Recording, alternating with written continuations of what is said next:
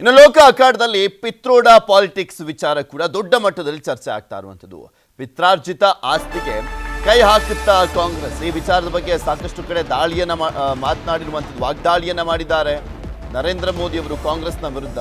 ಅದ್ರ ಬಗ್ಗೆ ನ್ಯೂಸ್ 18 ಜೊತೆನೂ ಕೂಡ ಮಾತನಾಡಿದ್ದಾರೆ. ಅವರು ಕಾಂಗ್ರೆಸ್ ಮಾತಿಗೆ ಪ್ರಧಾನಮಂತ್ರಿ ನರೇಂದ್ರ ಮೋದಿ ಅವರು ಏನು ಹೇಳಿದ್ರು ಹಾಗಾದ್ರೆ ಎಕ್ಸ್ಕ್ಲೂಸಿವ್ ಆಗಿ ನ್ಯೂಸ್ 18 ಜೊತೆ ಮಾತನಾಡಬೇಕಾದ್ರೆ ನೋಡೋಣ.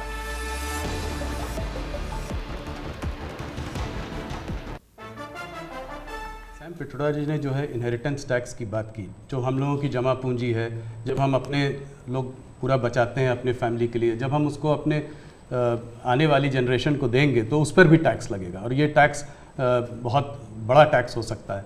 तो क्या आप कहेंगे कि बीजेपी अगर आएगी तो इस टैक्स को कभी नहीं लागू करेगी? भारतीय जनता पार्टी क्या करेगी हमारे मैनिफेस्टो में साफ हमने लिख करके लाए हुए. अब उन्होंने कहीं सगुफा छोड़ दिया तो मैं भी वो झंडा लेके घूमूंगा, ये सवाल आपके मन में कैसे आ जाता है?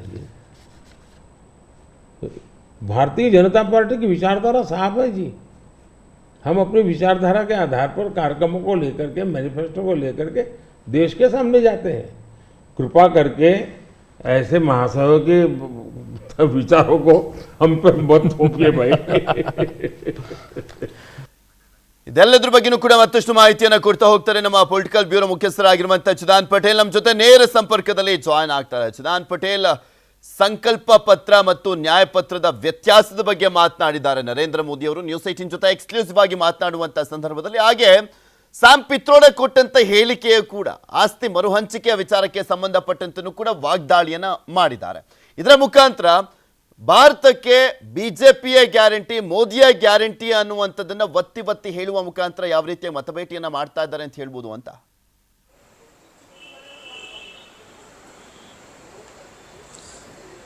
ಪೃಥ್ವಿರಾಜ್ ಹಾರನಹಳ್ಳಿ ಪ್ರಧಾನಿ ನರೇಂದ್ರ ಮೋದಿ ಅವರು ನೆಟ್ವರ್ಕ್ 18ಗೆ ನಿರರ್ಗಳವಾಗಿ ಸಂದರ್ಶನವನ್ನು ಕೊಟ್ಟಿರುವಂಥದ್ದು. ಸಂದರ್ಶನದಲ್ಲಿ ಪ್ರಮುಖವಾಗಿ ಕರ್ನಾಟಕದ ವಿಚಾರವನ್ನು ಪ್ರಸ್ತಾಪ ಮಾಡಿರುವಂಥದ್ದು ಮತ್ತು ಶ್ಯಾಮ್ ಪಿತ್ರೋಡರವರ ಹೇಳಿಕೆಯನ್ನು ಕೂಡ ಪ್ರಸ್ತಾಪ ಮಾಡಿರುವಂಥದ್ದು. ಶ್ಯಾಮ್ ಪಿತ್ರೋಡವರು ಇತ್ತೀಚೆಗಷ್ಟೇ ಪಿತ್ರಾರ್ಜಿತ ಆಸ್ತಿ ಸಂಬಂಧಪಟ್ಟಕ್ಕೆ ಸರ್ಕಾರ ಪಾಲು ಪಡೆಯುವಂಥದ್ದು, ವಶಪಡಿಸಿಕೊಳ್ಳುವ ಸಂಬಂಧಪಟ್ಟಕ್ಕೆ ಚರ್ಚೆಯನ್ನು ಮಾಡುವಂಥದ್ದು.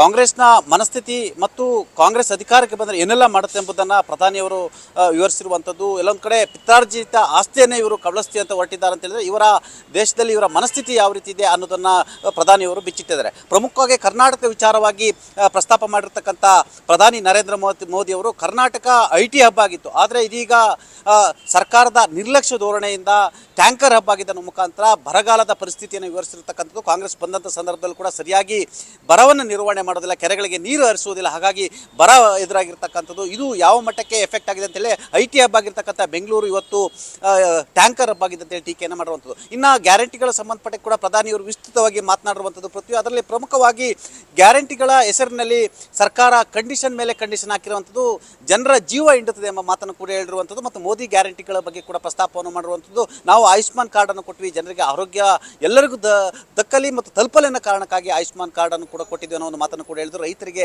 ಖಾತೆಗೆ ಹಣವನ್ನು ಹಾಕಿದ್ವಿ, ಆದರೆ ರೈತರ ಖಾತೆಗೆ ಇದ್ದಂಥ ಹಣವನ್ನು ಕಾಂಗ್ರೆಸ್ ಸರ್ಕಾರ ಕಿತ್ತುಕೊಂಡಿದೆ ಅನ್ನೋ ಮಾತನ್ನು ಕೂಡ ಹೇಳಿದರು. ಮತ್ತು ಬರ ಪರಿಹಾರ ವಿಚಾರದಲ್ಲಿ ಕೂಡ ಕಾಂಗ್ರೆಸ್ನ ರಾಜಕೀಯ ಸಂಬಂಧಪಟ್ಟ ಕೂಡ ಚರ್ಚೆ ಮಾತನಾಡಿರುವಂಥದ್ದು. ಕಾಂಗ್ರೆಸ್ ರಾಜಕೀಯವನ್ನು ಮಾಡ್ತಿರುವಂಥದ್ದು, ಆದರೆ ನಾವು ಬರ ಪರಿಹಾರವನ್ನು ಕೊಟ್ಟಿದ್ದೇವೆ ಮತ್ತು ಕರ್ನಾಟಕಕ್ಕೆ ಏನೆಲ್ಲ ನೆರವು ಬೇಕೋ ಆ ನೆರವನ್ನು ಕೂಡ ಕೊಟ್ಟಿದ್ದೇವೆ ಅಂತ ಹೇಳಿದ್ದಾರೆ. ಇಲ್ಲಿ ಕರ್ನಾಟಕದಲ್ಲಿ ಆಡಳಿತದ ಅಸ್ಥಿರತೆಯ ಬಗ್ಗೆ ಕೂಡ ಪ್ರಧಾನಿಯವರು ಮಾತನಾಡಿರುವಂಥದ್ದು ಪೃಥ್ವಿ. ಪ್ರಮುಖವಾಗಿ ಮುಖ್ಯಮಂತ್ರಿ ಸಿದ್ದರಾಮಯ್ಯನವರು ಅಧಿಕಾರ ಹಿಡಿದಾಗಿದ್ದ ಕೂಡ ಕರ್ನಾಟಕದಲ್ಲಿ ಯಾರು ಮುಖ್ಯಮಂತ್ರಿ ಅನ್ನುವ ಜಿಜ್ಞಾಸೆ ಉಂಟಾಗಿದೆ ಎಂಬ ಮಾತನ್ನು ಕೂಡ ಹೇಳಿರುವಂಥ ಆ ಮುಖಾಂತರ ಕರ್ನಾಟಕದಲ್ಲಿ ಮುಖ್ಯಮಂತ್ರಿ ಹುದ್ದೆಯ ಗಾದಿಗಾಗಿ ಪೈಪೋಟಿ ನಡೀತಿದೆ. ಆ ಮುಖಾಂತರ ಹಲವಾರು ಜನರು ಪೈಪೋಟಿ ನಡೆಸ್ತಿದ್ದಾರೆ. CM ಮತ್ತು DCM ನಡುವೆ ಪೈಪೋಟಿ ಇದೆ ಎಂಬ ಮಾತನ್ನು ಕೂಡ ಹೇಳಿರುವಂಥದ್ದು. ಇನ್ನು ಗ್ಯಾರಂಟಿಗಳ ಹೆಸರಿನಲ್ಲಿ ಎಲ್ಲ ಒಂದು ಕಡೆ ಪರೋಕ್ಷವಾಗಿ ಲೂಟಿ ಆಗ್ತದೆ ಎಂಬ ಮಾತನ್ನು ಕೂಡ ಹೇಳಿರುವಂಥದ್ದು. ಅಭಿವೃದ್ಧಿ ಕುಂಠಿತ ಆಗ್ತದೆ, ಕರ್ನಾಟಕದಲ್ಲಿ ಕಾನೂನು ಸುವ್ಯವಸ್ಥೆ ಹದಗೆಟ್ಟಿದೆ ಅನ್ನೋ ಮುಖಾಂತರ ರಾಮೇಶ್ವರಂ ಕೆಫೆ ಬ್ಲಾಸ್ಟ್ ಇರುವಂಥದ್ದು ಮತ್ತು ನೇಹ ಹತ್ಯೆ ಪ್ರಕರಣವನ್ನು ಕೂಡ ಪ್ರಸ್ತಾಪ ಮಾಡಿರತಕ್ಕಂಥ ಪ್ರಧಾನಿ ನರೇಂದ್ರ ಮೋದಿ ಅವರು ಈ ದೇಶಕ್ಕೆ ಭಾರತೀಯ ಜನತಾ ಪಕ್ಷ ಎಷ್ಟು ಅತ್ಯಗತ್ಯ ಮತ್ತು ಮೋದಿ ಗ್ಯಾರಂಟಿ ಎಷ್ಟು ಸಾಫಲ್ಯ ಅನ್ನೋದನ್ನು ವಿವರಿಸಿರುವಂಥದ್ದು ಪೃಥ್ವಿ. ಸರ್, ಚಿದಾನ್ ಪಟೇಲ್, ಇಲ್ಲಿ ಪ್ರಮುಖವಾಗಿ ನಾವು ಅಬ್ಸರ್ವ್ ಮಾಡಬೇಕಾಗಿರುವಂಥದ್ದು ಅಂದರೆ ನಾಯಕತ್ವ ಅನ್ನುವಂಥದ್ದೇ ಇಲ್ಲ ಕಾಂಗ್ರೆಸ್ನಲ್ಲಿ. ಅಂದರೆ ಕೇಂದ್ರದಲ್ಲೇ ಆಗಿರ್ಬೋದು, ಈವನ್ ಕರ್ನಾಟಕ ರಾಜ್ಯದಲ್ಲೂ ಕೂಡ ಅಷ್ಟೇ. ಅವರವರೇ ಕಿತ್ತಾಡ್ಕೊಳ್ತಾ ಇದ್ದಾರೆ, ಒಬ್ಬರ ಕಾಲನ ಒಬ್ಬರು ಎಳೆಯುವಂಥ ಕೆಲಸ ಆಗ್ತಾ ಇದೆ. ಸೊ ಹೀಗಾಗಿ ಸರಿಯಾದಂಥ ಸೂಕ್ತವಾದಂಥ ನಾಯಕತ್ವ ಬೇಕು. ಭವಿಷ್ಯದ ಭಾರತಕ್ಕೋಸ್ಕರ ಸದೃಢವಾದಂಥ ನಾಯಕತ್ವ ಬೇಕು ಅಂದರೆ ಬಿಜೆಪಿಯನ್ನು ಬೆಂಬಲಿಸಿ ಅಂತಲೂ ಕೂಡ ಹೇಳಿದಂತಿದೆ ಸ್ಪಷ್ಟವಾಗಿ. ಎಸ್ ಪೃಥ್ವಿ, ಅಫ್ಕೋರ್ಸ್ ಪ್ರಧಾನಿ ನರೇಂದ್ರ ಮೋದಿ ಅವರು ಎಲ್ಲ ಭಾಷಣಗಳು ಕೂಡ ಇದನ್ನ ಪದೇ ಪದೇ ಪ್ರಸ್ತಾಪವನ್ನು ಮಾಡ್ತಿರುವಂಥದ್ದು. ದೇಶದಲ್ಲೇ ಕಾಂಗ್ರೆಸ್ಗೆ ನಾಯಕತ್ವ ಇಲ್ಲ, ಇಂಡಿ ಒಕ್ಕೂಟದಲ್ಲೇ ನಾಯಕತ್ವ ಇಲ್ಲ, ಯಾರು ಪ್ರಧಾನಮಂತ್ರಿ ಅಭ್ಯರ್ಥಿ, 10 ತಿಂಗಳಿಗೆ ವರ್ಷಕ್ಕೊಬ್ಬರು ಪ್ರಧಾನಿ ಬೇಕಾ ಅನ್ನೋ ಒಂದು ಮಾತನ್ನು ಹೇಳುವ ಮುಖಾಂತರ ವ್ಯಂಗ್ಯವಾಡಿರುವಂಥದ್ದು. ಹಾಗಾದರೆ ಭಾರತೀಯ ಜನತಾ ಪಕ್ಷಕ್ಕೆ ಮಾತ್ರ ಸಮರ್ಥ ನಾಯಕ ಇರತಕ್ಕಂಥದ್ದು, ದಕ್ಷ ನಾಯಕ ಇರತಕ್ಕಂಥದ್ದು, ಸುಭದ್ರ ಆಡಳಿತ ಕೊಡಲಿಕ್ಕೆ ಸಾಧ್ಯ ಇರತಕ್ಕಂಥದ್ದು ಅದು ಭಾರತೀಯ ಜನತಾ ಪಕ್ಷಕ್ಕೆ ಸಾಧ್ಯ ಅನ್ನೋ ಮುಖಾಂತರ ಮೋದಿಯವರು ತಮ್ಮ 10 ವರ್ಷದ ಆಡಳಿತ ಮತ್ತು ಆಡಳಿತದಲ್ಲಿ ಏಕತೆ ಮತ್ತು ಸ್ಪಷ್ಟತೆ, ಅದು ನಾಯಕತ್ವದ ಸಂಬಂಧಪಟ್ಟಗೆ ವಿವರವಾಗಿ ಹೇಳಿರುವಂಥದ್ದು. ಅದರಲ್ಲೂ ಕೂಡ ಕರ್ನಾಟಕದಲ್ಲಿ ಕೂಡ ನಾಯಕತ್ವ ಕೊರತೆ ಇರತಕ್ಕಂಥದ್ದು, ಕರ್ನಾಟಕ ಸರ್ಕಾರದಲ್ಲಿ ಅಧಿಕಾರದ ಕಿತ್ತಾಟದಿಂದ ಅಭಿವೃದ್ಧಿ ಕುಂಠಿತ ಆಗಿದೆ ಎಂಬ ಮಾತನ್ನು ಕೂಡ ಹೇಳಿರುವಂಥದ್ದು. ಕಾಂಗ್ರೆಸ್ ಸರ್ಕಾರ ಬಂದಾಗಿಂದಲೂ ಕೂಡ ಕರ್ನಾಟಕದಲ್ಲಿ ಯಾವುದೇ ರೀತಿ ಅಭಿವೃದ್ಧಿ ಆಗಿಲ್ಲ. ಬರಗಾಲದ ಹೆಸರಿನಲ್ಲಿ ರಾಜಕೀಯ ನಡೀತಿರುವಂಥದ್ದು ಮತ್ತು ಹೋರಾಟಗಳು ನಡೀತಿರುವಂಥದ್ದು.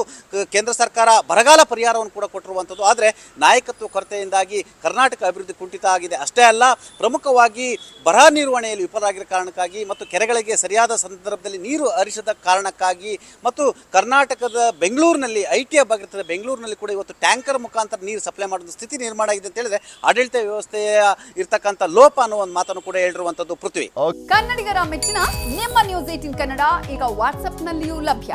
ಕರ್ನಾಟಕ ಮತ್ತು ದೇಶ ವಿದೇಶದ 360 ಡಿಗ್ರಿ ಸುದ್ದಿ ವಿವರವನ್ನ ನೀವು ನಿಮ್ಮ ಕೈ ಬೆರಳುಗಳಲ್ಲಿಯೇ ಪಡೆಯೋದಿಕ್ಕೆ ಈ QR ಕೋಡ್ ಅನ್ನ ಸ್ಕ್ಯಾನ್ ಮಾಡಿ. ನಮ್ಮ ಚಾನೆಲ್ ಅನ್ನ ಫಾಲೋ ಮಾಡಿ, ನೋಟಿಫಿಕೇಶನ್ ಆನ್ ಮಾಡಿ.